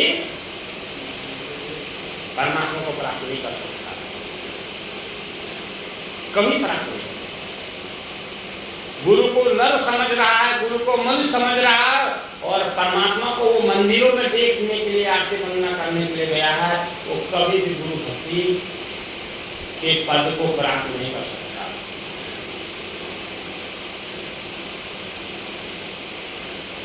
तो गुरु ही अपने अस्तित्व को फैलाने लगते, शरीर को नहीं। जैसे सूसा अपना शरीर को फैलाने लगे और मुंह इतना विशाल कर दी कि हनुमान जी उसमें मच्छर का रूप धारण कर पूरे घूम घाम के बाहर। ऐसा कथा नहीं। गुरु शिष्य के साधना जब संपूर्ण होने लगती है, कमरे में कोठरी के अंदर नैनों के अंदर सुरती स्थिर हो जाती है, तब ये शरीर का विकास गुरु नहीं करता। ये शरीर गुरु नहीं है, वो अपनी चेतना को, अपने अस्तित्व को क्या करता है कि अनंत करने लगता है, विकसित करने लगता है और शिष्य को ध्यान में दिखलाने लगता है।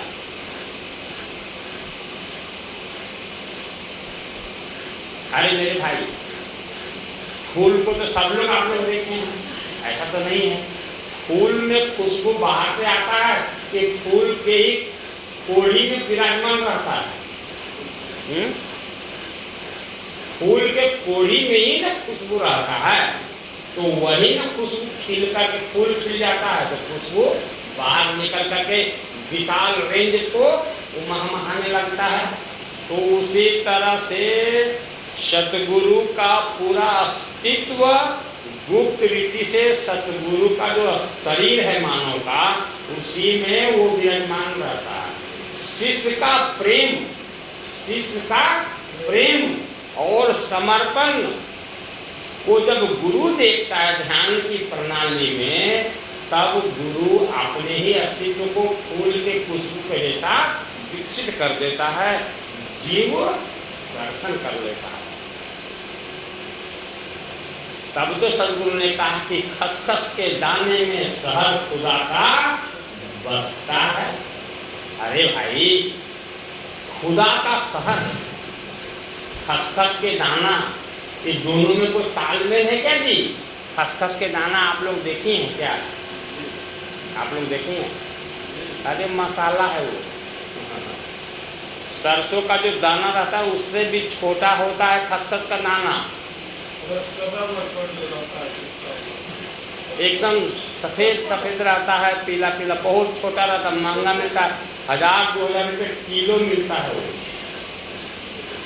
तो खसखस के दाना कितना छोटा होता है, उसमें कहते हैं कि शहद खुदा का बसता है।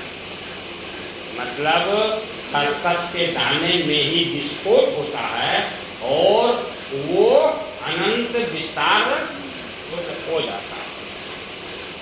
तो गुरु मनुष्य रूप में दिखता है, लेकिन गुरु की आत्मा ही खिल जाती है और खिल के अनंत सत्ता से परिणत हो जाता है।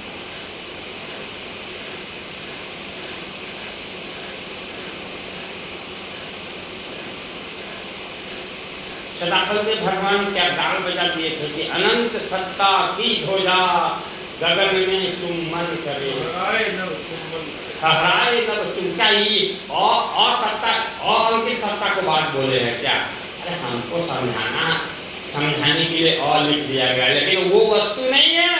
सदगुरु का अस्तित्व जब अनंत ब्रह्मांड में विराजमान हो जाता है खिल करके, उसको सदाफल देव महाराज ने समझा और बुझा। अनंत सत्ता की ध्वजा गगन में चुम्बन करे। एक भी सदाफल देव जी महाराज का पद को कोई ठीक से नहीं बदला पा रहा इसके लिए।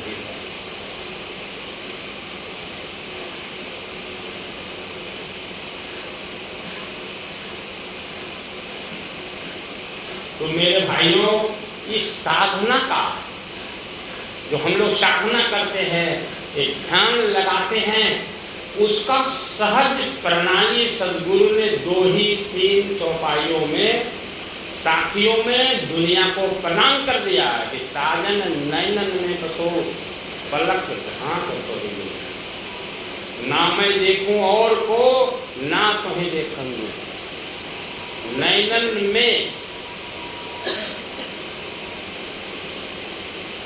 नैनन में ये आंख की जो परिभाषा है तो बड़ी निराली है। ध्यान का विवेक जो है तो बड़ी निराली है।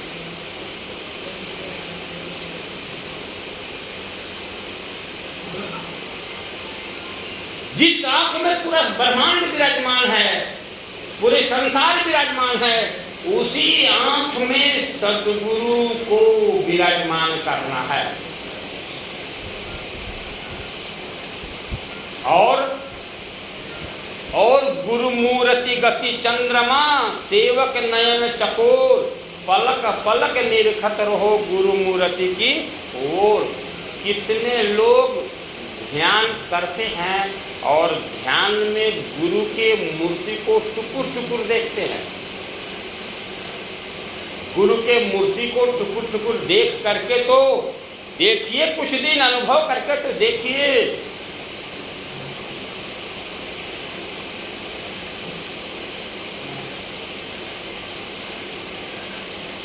आंख बंद कीजिए।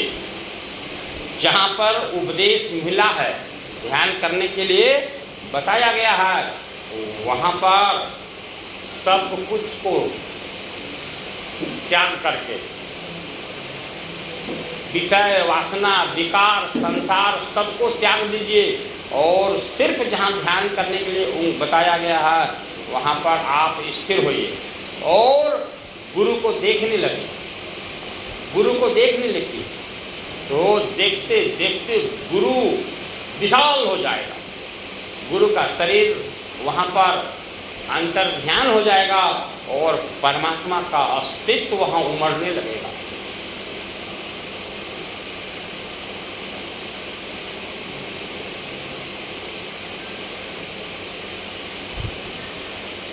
लेकिन हम तो गाते हैं, गाने में तो कोई कमी नहीं है, आरती वंदना में कमी नहीं है। गुरुमूर्ति गति चंद्रमा, सेवक नयन चकोर, पलक पलक निरखत रहे गुरुमूर्ति की ओर।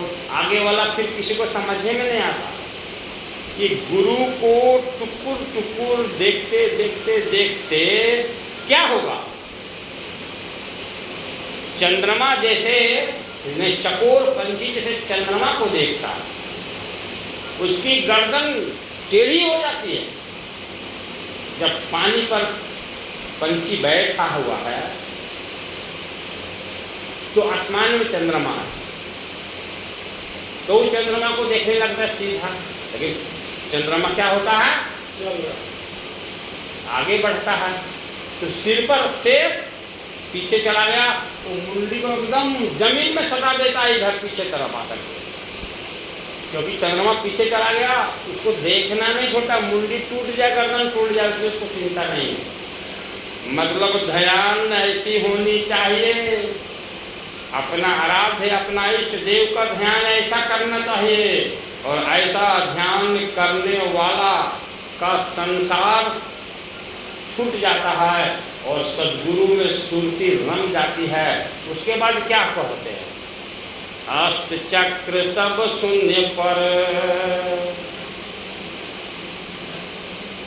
ये आठों चक्र के अंदर जो खुशबू है, फूल में जो कोड़ी में खुशबू है, वो चक्र पर पहुंच जाता है।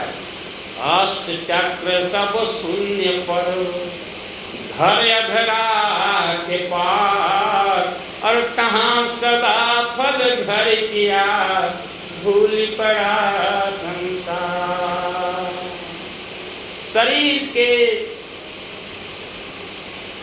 शरीर जहाँ समाप्त है उसको कहते हैं आधार। पृथ्वी और आकाश के बीच के स्थान को अधर कहते हैं। और आप समझो उस तरह से बानी कि आपका शरीर जहाँ पर नहीं है उसको ऊपर अधर कहते हैं। वहां पर सदाफल घर किया, भूल पड़ा संसार। कहाँ घर किया, कहाँ पर घर किया? शरीर से सूरत निकल गई। सदाफल देव जी महाराज कह रहे हैं, इस शरीर में जो खुशबू था पहले से, गांठ में फंसी हुई थी खुशबू, वो निकल गई, मैंने जीव निकल गया, और जीव निकल करके वहां पहुंचा जहां पीव का अस्तित्व था, परमात्मा का अस्तित्व था। तब क्या हुआ? श्वेत श्वेतमय श्वेत है, बड़े हैं जी। श्वेत श्वेतमय श्वेत, तीन पाद अमृत भरा, श्वेत महानंद से।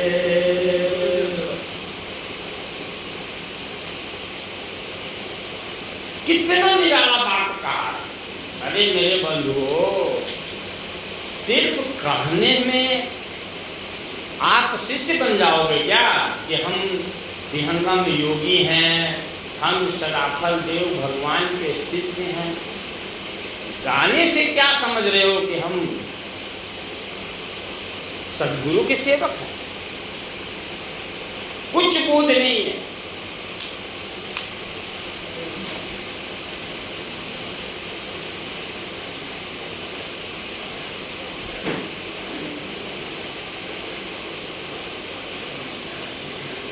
यहां मत रखिए।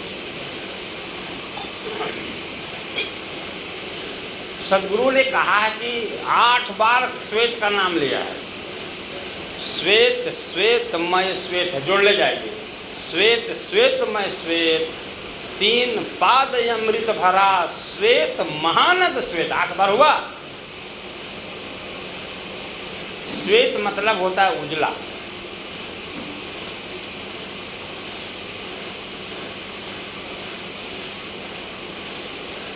सदगुरु कहते हैं कि मेरा मन भी उजला हो गया, मेरा तन भी उजला हो गया, मेरी सूरत भी उजली हो गई, मेरी नीरत भी उजली हो गई, मेरा सदगुरु उजला हो गया, मेरी आत्मा भी उजला हो गया, और मेरा परमात्मा पहले से उजला था ही, सब उजले हो गया। मतलब एक में सब गए और एक रह गया। अब मन नहीं रहा, प्राण नहीं रहे, सुरती अलग नहीं रही, निरति अलग नहीं रही, सदगुरु अलग नहीं रहा, परमात्मा अलग नहीं रहा। सब एक ही वर्ण में सब ढल गए।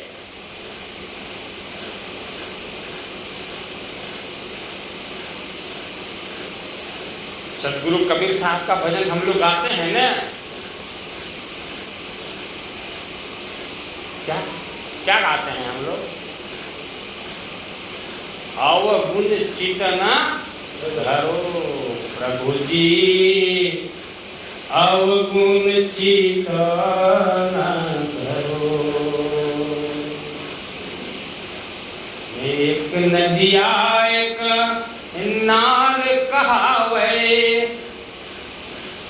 एक नदिया एक नार कहावे, दोनों मिली गंगा नाम परो, सदगुरु अवगुण चितना धरो। एक पूजा एक लोहा पूजा मेरा खाएं, एक बधिक भरो, पारस कछु दुविधा नहीं आखे, छुअत ही कंचन करो। सतगुरु अवगुण चितन धरो, सतगुरु अवगुण चितन धरो। अरे नाले का पानी कैसा होता है देखे हैं? वो गंगा जी में मिल जाती है तो गंगे हो जाती है।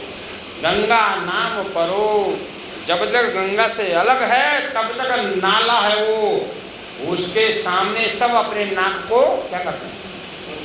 बंद करता है। लेकिन गंगा में प्रवेश करते ही वो गंगा हो जाता है नाला। बकरा काटने वाला तलवार देखे हैं? घणासा कसाई के पास रहता है, उसको उस औजार को भी, लोहे के औजार को भी पारस से छटा दो तो पारस नहीं कहेगा कि कसाई के हाथ में था ही लोहा, उसको भी स्वर्ण बना देगा वो। और पूजा में जो रखा हुआ है लोहा, उसको भी बना देगा। वो दुविधा नहीं रखता।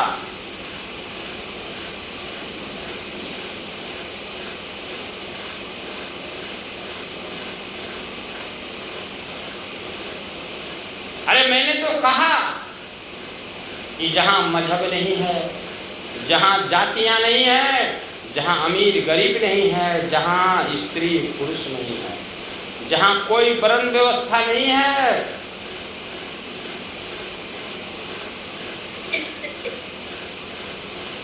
जहां कोई दुखिया और सुखिया नहीं है, जहां पर सब एक ही वर्ण है, एक ही रंग है, एक ही रूप है, वहां पर दुविधा नहीं है। वहां की बात मैंने कहा।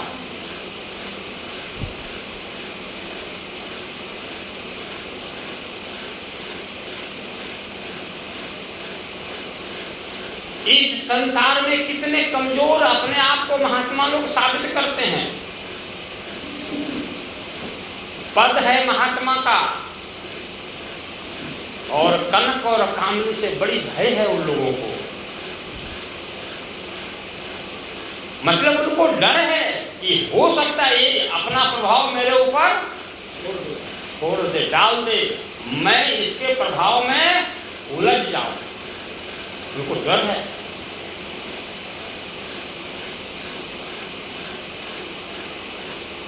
मेरे प्यारे बंधुओं, परमात्मा दया के सागर है।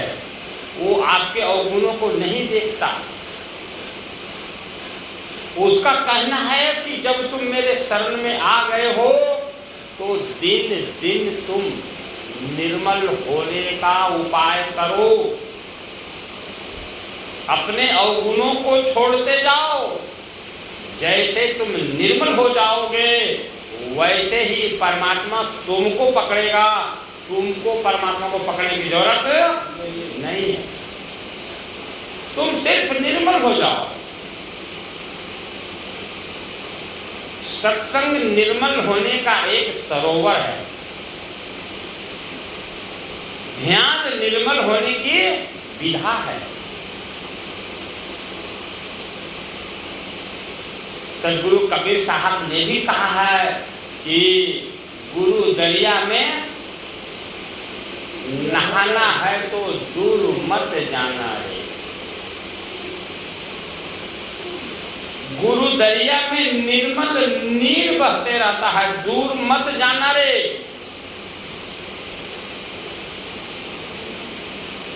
कबीर साहब ने यहाँ साफ कह दिया कि जैसे तुम्हारा मन सत्संग से, ध्यान से, गुरु की सेवा से, गुरु की बंदगी से निर्मल होता है मन, प्रकृति से मुड़ करके परमात्मा की ओर मन चलने लगता है, यर्म से उलट के ऊर्ध्व में परमात्मा जाने लगता है, तो उस दशा में मन तुम्हारा निर्मल हो गया।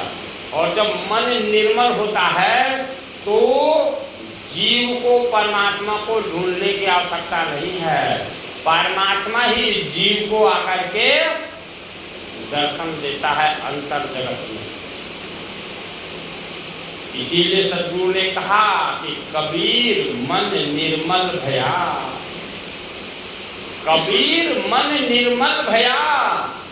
जैसे गंगा का पानी, गंगा नीर, पीछे पीछे हरि किरण कहत कबीर कबीर। इतना बढ़िया और इतना सीधा और सादा बात सदगुरु कबीर ही कर सकते हैं और कोई नहीं कर सकता।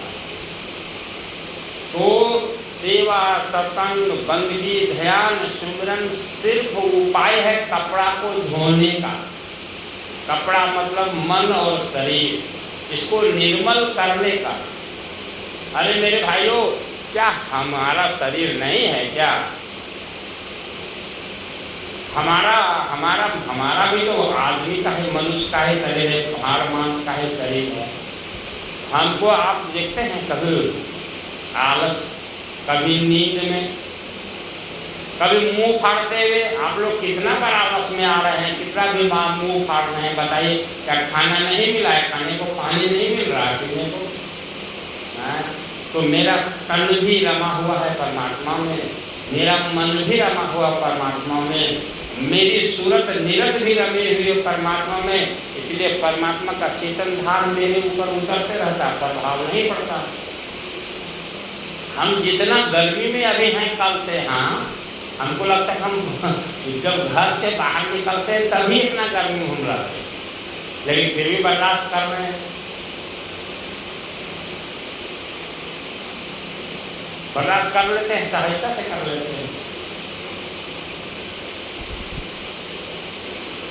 तो ये एक तालाब है, सत्संग को एक तालाब मानिए, इसमें अपने शरीर को, अपने मन को, अपने प्राण को यहाँ पर बार बार डुबा करके, धो करके इसको निर्मल करना है। और निर्मल जब होएगा तो आपको परमात्मा को नहीं देखना है, परमात्मा ही उतर जाएगा आपके ध्यान में। इसीलिए सदगुरु ने कहा कि अवगुण चित्त न धरो।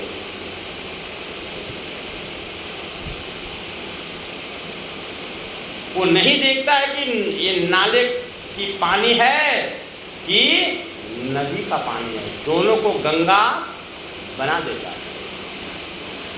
वो नहीं देखता है कि कसाई के पास रखा हुआ लोहा है कि पूजा में रखा हुआ लोहा है, दोनों को कंचन बना देता है।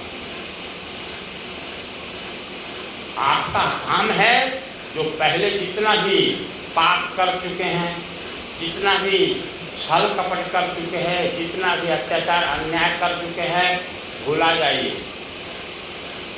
गुरु जो आत्मज्ञानी गुरु होता है, जो आत्मा में लीन है शरीर में रहते हुए, ऐसे गुरु का चरण छू लेने से या चरना अमृत ले लेने से आपके पहले के जितने भी कमाई है पाप के रूप में, वो सब खत्म हो जाता है। गुरु का अस्तित्व, गुरु का चरण आग होता है, आग। कोई भी घास फूस टिक नहीं सकता, वो जली जाएगा। लेकिन अब नया कोई ऐसा कर्म नहीं कीजिए गुरु के शरण में आने के बाद जो फिर आपको कर्म बन जाए। गंदा कोई काम मत कीजिए। किसी भी जीव को, किसी भी प्राणी को, किसी भी स्त्री को, किसी भी पुरुष को कोई दुख मत दीजिए। सुख नहीं दे सके तो दुख मत दीजिए। नहीं समझ पाए चुप लगा दीजिए। अब कर्मों से तो बचिए, नया कर्म कुछ मत कीजिए, गंदा कर्म। पहले वाला गुरु के दर्शन से, गुरु की सेवा से, गुरु के चरणामृत लेने से सब भस्म हो गया। ब्रह्म विद्या की चिंगी उड़ी, लगी कर्म घर आग, और चेतन चेतन जागया, चेतन चेतन जाग।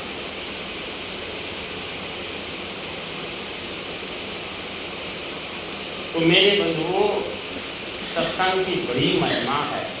इस दुनिया में सब कुछ सुलभ है। पति सुलभ है, पत्नी को पत्नी सुलभ है, माँ बाप सुलभ है, धन दौलत कमा लेंगे दुनिया में, रोग है तो दवाई खा लेंगे, सब कुछ हो जाए, सुलभ है, आसान है।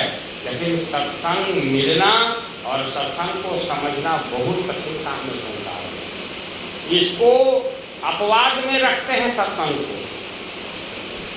मजाक भी उड़ाएंगे आपके पड़ोसी, ये लोग सत्संगी हो गया, सनातन धर्म को छोड़ दिया, भगवान की पूजा करना बंद कर दिया और आदमी की पूजा करने लगा।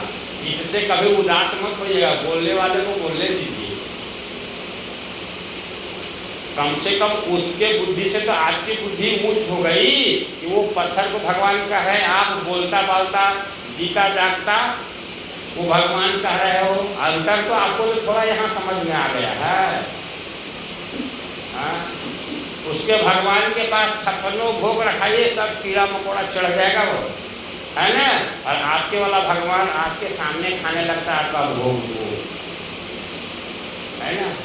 उसके बुद्धि से तो आपका बुद्धि ऊपर है, तो वो आलोचना करता है तो उसकी चिंता मत कीजिए, उसको जवाब भी मत दीजिए। सत्संग से बड़ा मानसरोवर पृथ्वी में मनुष्य और मनुष्य की जीव को और मन को निर्मल होने का कोई भी तालाब नहीं पृथ्वी पर, कोई भी साबुन नहीं। कबीर साहब वैसे नहीं बोला ना, गुरु धोबी शिष्य कपड़ा साबुन सृजनहार और सूरती शिला पर धोइए निक्षय ज्योति अपार।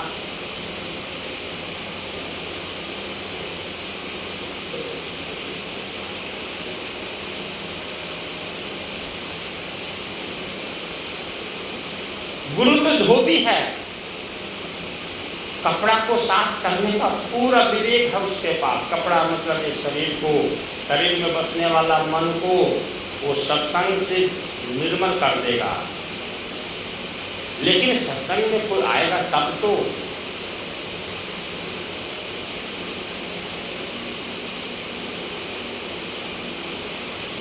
जब भी परमात्मा का दर्शन कोई भी मनुष्य सेवक इस दुनिया में किया है तो ध्यान में ही परमात्मा का दर्शन हुआ। कहीं भी कोई मंदिर में किसी को आज तक नहीं मिला, कोई भी पहाड़ में आज तक परमात्मा किसी को नहीं मिला, कोई भी गुफाओं में परमात्मा नहीं मिले, कोई भी पानी पर्वत में परमात्मा नहीं मिले। परमात्मा जब भी मिले हैं तो ये शरीर में जो जीव है, जीव में ही फूट गया, परमात्मा हिल गया और ध्यान में उसको दर्शन दिया। जैसे जब भी खुशबू निकलता है तो फूल के ही कोख से खुशबू निकलता है, जब भी घी निकलता है तो दूध के पेट से ही घी निकलता है, जब भी लालिमा मिलता है रंग मेहंदी का तो मेहंदी से ही बाहर निकलता है। बाहर से कोई भी चीज नहीं किसी को मिला।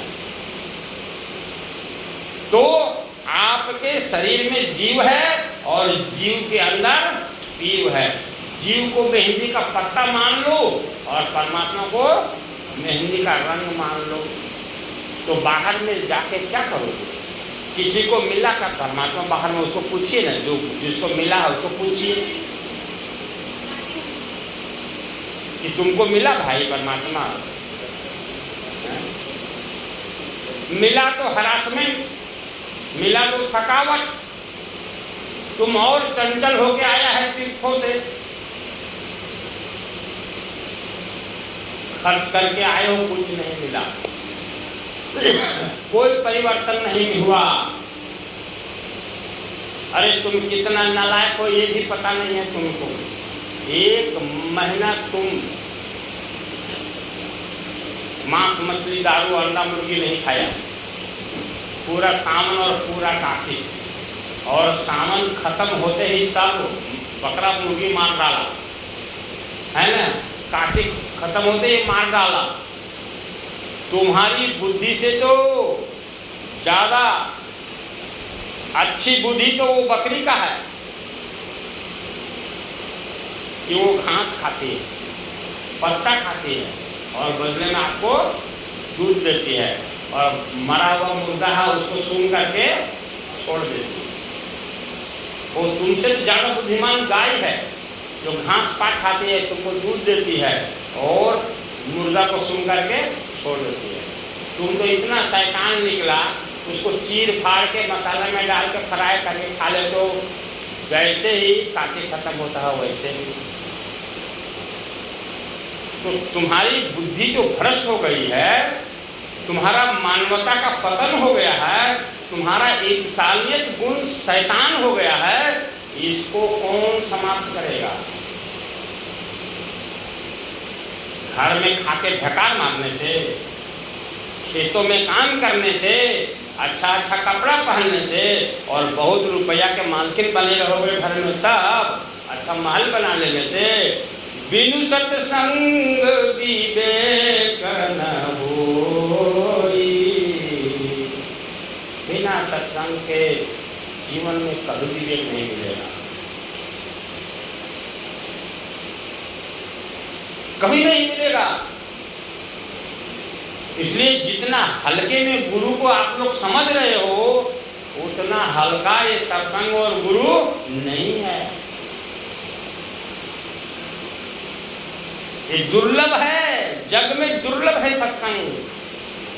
परमात्मा का संदेश जहाँ पर खोला जाता है, बतलाया जाता है, उसी को सत्संग कहते हैं।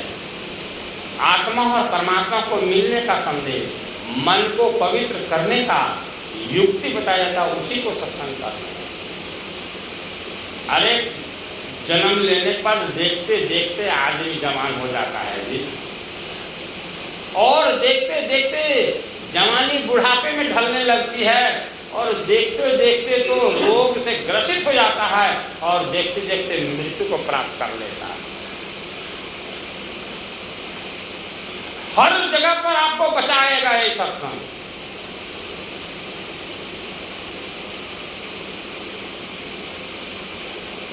कोई उपाय नहीं इस सृष्टि में।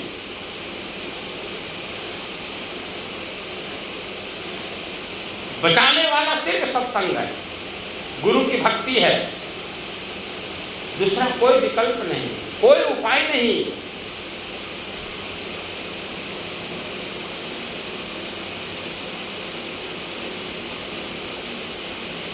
सत्संग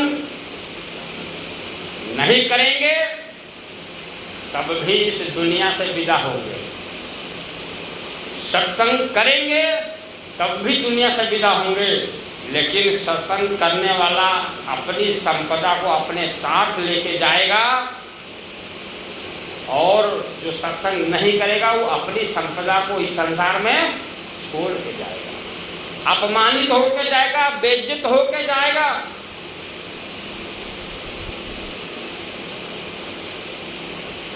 नहीं करेंगे तब भी छूट जाएगा, और करेंगे तो लेके जाओगे। अरे आत्म धन, परमात्म धन आपके साथ लग के जाएगा, और बाकी जिस धन को अर्जित करने में रात दिन प्रयास मनुष्य करता है, वो धन आपके साथ नहीं जाएगा। आपके लिए आपका शरीर से महत्वपूर्ण कोई चीज है क्या? वो भी आपके साथ दोस्ती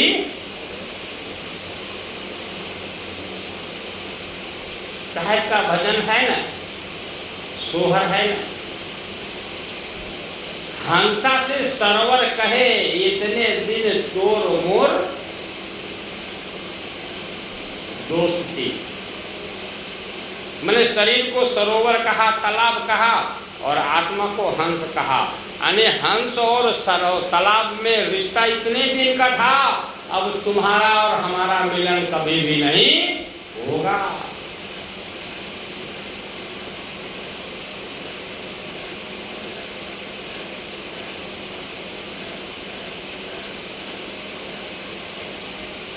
तो यह भक्ति बड़ी निराली है।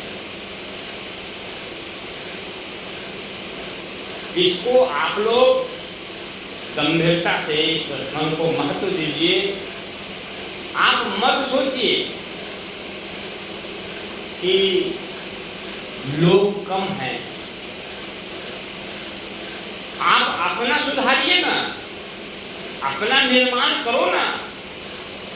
एक फूल के अंदर खुशबू निकलेगी तो दुनिया को पता चलेगा कि ये खुशबूदार फूल है,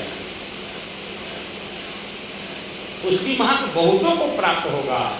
आप शैतान से जानवर से मनुष्य बनो, मनुष्य से देवता बनो, और देवता से परमात्मा बनो।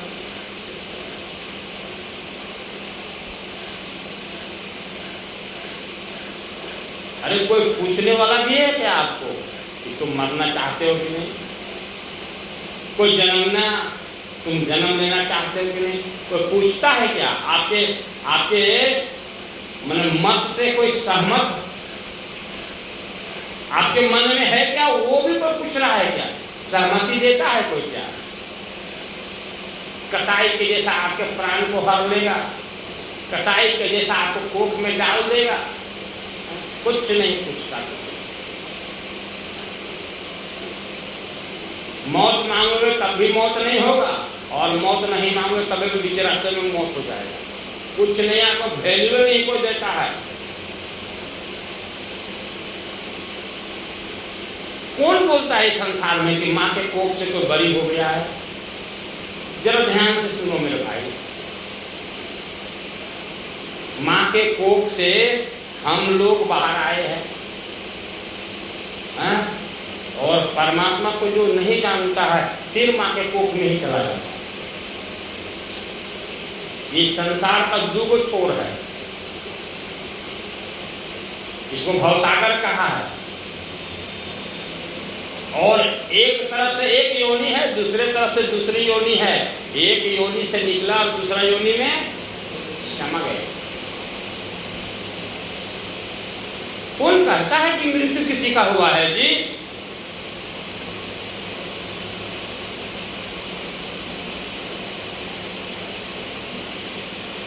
मृत्यु तो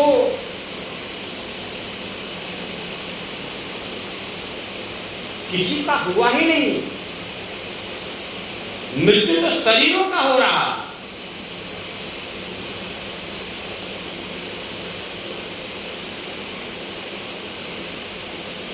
मृत्यु तो शरीरों का हो रहा है, किसी का मृत्यु आज तक नहीं हुआ।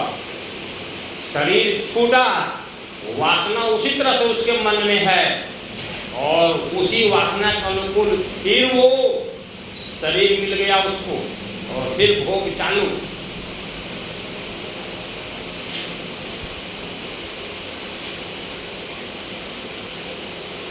शायद इसलिए मैं कहा कि माया मरी ना मन मरा, मरी मरी गया शरीर और आशा तृष्णा ना मरा, कह गए साहब कबीर।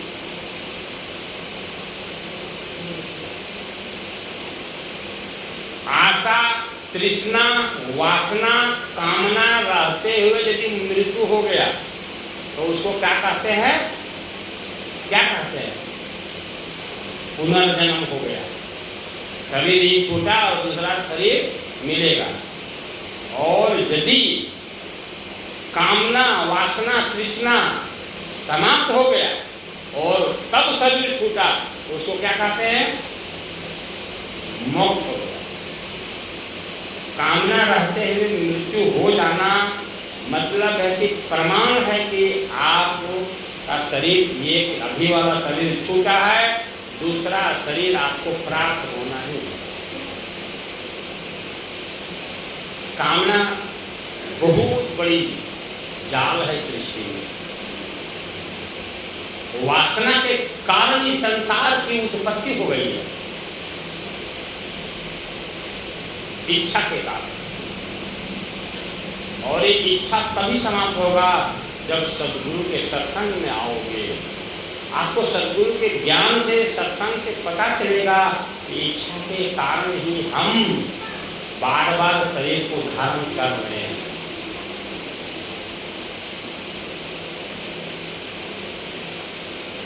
तो मेरे बंधुओं, एक अच्छा गुण आप लोगों में उत्पन्न हो रहा है कि मेरी वाणी को, वचन को बड़ी शांतिप्रद आप लोग सुनते हैं। भीषण गर्मी है बेगूसराय की धरती पर, फिर भी आप लोग सत्संग श्रवण कर रहे हैं। यह गुण विशेष है अन्य लोगों से आपके अंदर। इससे आगे भी कुछ तरक्की करना है। ये जो जन्म मिला है, इस जन्म के रहस्य को, भेद को ठीक ठीक सद्गुरु से सीख ले और ऐसा ज्ञानी हो जाएं कि हमको अथाह समुंदर भी मिल जाए तो हम तैर सकें। तैरने की कला मेरे जीवन में आ जाए, मरने की कला मेरे जीवन में आ जाए।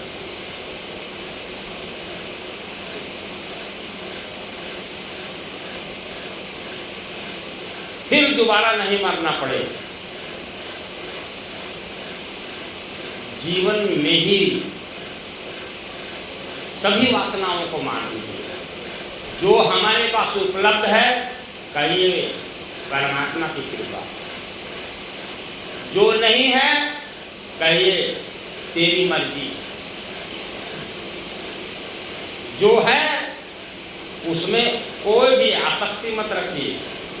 शरीर है तो उसको भोगिए, और यदि वो आपके सामने भोग उपलब्ध है और आपके सामने मृत्यु भी आ गया है तो मोह मत रखिए कि ये सामान मेरा छूटने जा रहा है। ऐसा जीवन जिए।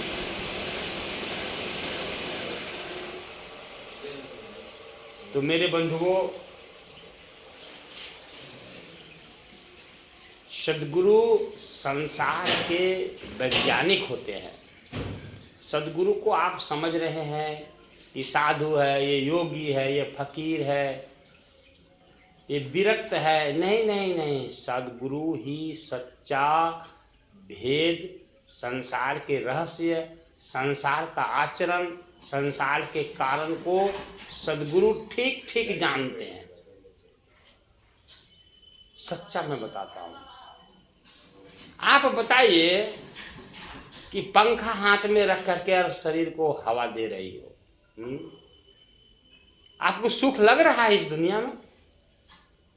बताइए, इतनी गर्मी, ये परमात्मा को क्या फायदा हो रहा है इतना गर्मी देने से? जीव को जला रहा है, जीवों को जला रहा है। अरे ये संसार को ठीक ठीक समझता है तो सद्गुरु समझता है। इतना दुख, गर्मी में हम जल रहे हैं, बारिश में हम भीग रहे हैं, और सर्दियों में हम ठंडा से कांपते हैं। हम सुख कब आएगी हमको?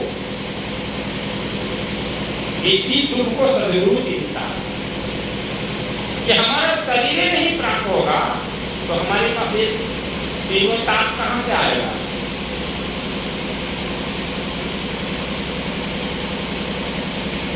अरे मेरे भाई, शरीर है तो भोजन की चिंता हो ही जाता है, शरीर है तो कपड़ा की चिंता हो ही जाता है, शरीर है तो बीमारी आ ही जाता है और उस बीमारी को दूर करना ही पड़ता है, शरीर है तो नींद आ ही जाता है, शरीर है तो शादी ब्याह करना ही पड़ता है, शरीर है तो कमाना ही पड़ता है। सबका जड़ क्या है? शरीर तो है। सारे दुखों का जड़ शरीर है।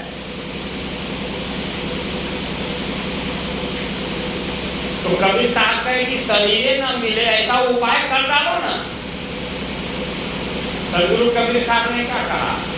अरे बीज में अंकुर तब तक होगा जब तक बीज को भून नहीं दिया है।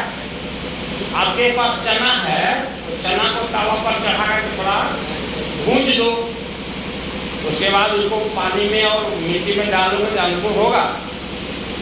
नहीं होगा। बस किसी को तो कहाँ समझाया दुनिया में सब। बीज को भूंजने का मतलब है कि अपनी इच्छा और वासना को तुम सीमित कर दो। कोई नई इच्छा और वासना मत रखो, संतुष्ट हो जाओ। देह भी आपका नहीं है, मन भी आपका नहीं है, पिंड प्राण भी आपका नहीं है, घर द्वार भी आपका नहीं है। आप यदि बढ़िया से इसको समझ जाओ तो शांतिपूर्ण शरीर से जीवात्मा निकल जाएगा। वो कभी भी वापस इस दुनिया में नहीं जन्म लेगा। हो गया समस्या का समाधान। और यदि नहीं कर पाए तो ये शरीर बार बार छूटेगा, फिर दूसरा शरीर प्राप्त करोगे, ये क्रम चलता रहेगा और इसी तरह से गर्मी में पागल होते रहोगे। अभी मैं बताता हूँ कि अजीत जी की धर्मपत्नी जो है से भोजनालय से बाहर निकलती है, हम उसका मुंह देखते हैं तो हम तो डर आता, पूरा पसीना से, गर्मी से एकदम व्याकुल हो जाती है वो लड़की। हमको लगता है उसको बोल दूं कि तुम सिर्फ खिचड़ी बना दूंगा, थोड़ा कम गर्मी लगेगा, लेकिन बोलने पर भी तो लोग नहीं मानेंगे ना। तो शरीर है तब तो दुख है जी। गर्मी तो शरीर को लगता है ना, आत्मा को गर्मी लगता है क्या? आत्मा को कोई तपा सकता है क्या? तो सारा दुख का कारण शरीर है, और शरीर इसलिए है कि हमारे अंदर वो खत्म नहीं हुए हैं। मन में भोग रहता है, शरीर छूटता है, फिर शरीर को मन ही धारण कर लेता है। शरीर ही काल है। सगुण काल शरीर है, निर्गुण काल मन है। ये कभी तृप्त नहीं होता। कोई भी काम से शरीर तृप्त नहीं हुआ, न मन हुआ। 1000 बकरा खाने के बाद भी ये कभी भी ठकार नहीं मानता शरीर कि अब बकरा खाऊंगा नहीं। करोड़ों ब्याह कर लेगा स्त्री पुरुष से, पुरुष स्त्री से, कभी संतुष्टि नहीं मिलता। करोड़ों रूप को इस आंखों से देख लो, कभी आंख तृप्त नहीं होता। अरबों रुपया कमा लो, बैंक में बैलेंस रखेगा, कभी भी तृप्ति नहीं मिलता। ये लक्षण आपके शरीर का है, इसीलिए यही शरीर काल है, इसके अलावा कोई काल नहीं है। सगुण काल मन शरीर है, निर्गुण काल मन है। यही मन को वासना से ऊपर उठाना ही जन्म और मृत्यु को समाप्त करना। अब बताइए कि ऐसा स्थिति को जानने के बाद जो चेतन आत्मा है, जो प्रकृति पार है, जो विषयों से ऊपर है, वो भी शरीर धारण करके आपको यहाँ से विवेक प्रदान करने के लिए, ज्ञान देने के लिए आया है। उसको क्या जरूरत है? सदगुरु कबीर को पृथ्वी में आने की क्या जरूरत है? वो कितना दिया किया, कितना धन कमाया, कितना महला काली बनाया, कितना कार खरीदा, कुछ नहीं किया। वो जो भी किया है, शरीर धारण किया है, सिर्फ हम लोगों की रक्षा करने के, ज्ञान देने के लिए। और जन्म लिया है, शरीर धारण किया, तो उसको भी सर्दी गर्मी का एहसास हुआ, उसको भी तकलीफ हुआ, तो आपके लिए वो दुख होगा। गुरुओं की कृपा को आप नहीं समझ सकते, गुरुओं की महिमा को मनुष्य नहीं समझता। सत्संग में आने के बाद धीरे धीरे गुरुओं की कृपा, गुरु सेवा करते हैं संसार को, गुरु बाघ के मुंह से जीवों को निकालते हैं सत्संग में करके। जीव नहीं समझता है गुरु का उपकार को। तो मैं अपनी वाणी को यहाँ विश्राम देता हूँ। अब समय रुकने का नाम नहीं लेता है। आप लोग अपने जगह पर उठिए और सदगुरु प्रभु की आरती कीजिए। आपकी आरती को सदगुरु देखते भी हैं और स्वीकार भी करते हैं। आरती का मतलब होता है जन्म और मरण के दुखों से छुड़ा लो मेरे साहेब। आरत मतलब होता है दुख और आरती मतलब होता है हर लो, दुखों को हर लो। बार बार मैं माँ के कोख में जा रहा हूँ, उल्टी लटक रहा हूँ और फिर मर रहा हूँ। ये 4 दाग से कभी उड़ी नहीं हो गया। माँ के कोख में रहने का, भोगों में फंसने का और जन्म फिर लेने का, फिर आग में जलने का, इसलिए क्रम टूट नहीं रहा है। इससे अलग कर दो साहब, इसको ही आरती कहते हैं। आरती सिर्फ गाने का नाम नहीं है, आरती मतलब ही दुखों से निवृत्ति पाना। तो वही परमात्मा से लगन लगाए रही, आरती उसी परमात्मा की कीजिए। आपकी आरती को देखता है, सुनता भी है और कृपा भी करेगा। अपने अपनी जगह पर उठिए, आरती के थाल को जलाइए, इसको थोड़ा सा सिरा दीजिए।